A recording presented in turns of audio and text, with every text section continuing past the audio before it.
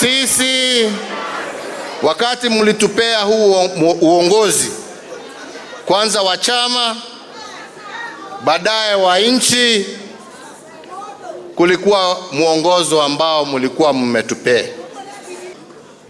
Tukajaribu kulingana na uwezo wetu kutekeleza yale ambaye tuliweza kuyatekeleza,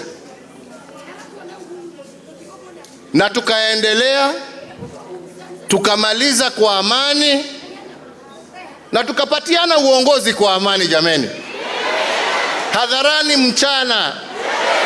Hata wakati wananitukana mimi nikakaa kimya tu, nikasema sawa, ni haki yao watende yale wanataka.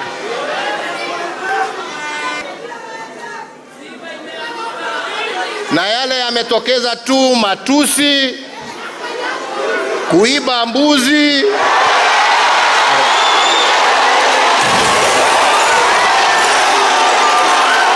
kuchoma mashamba,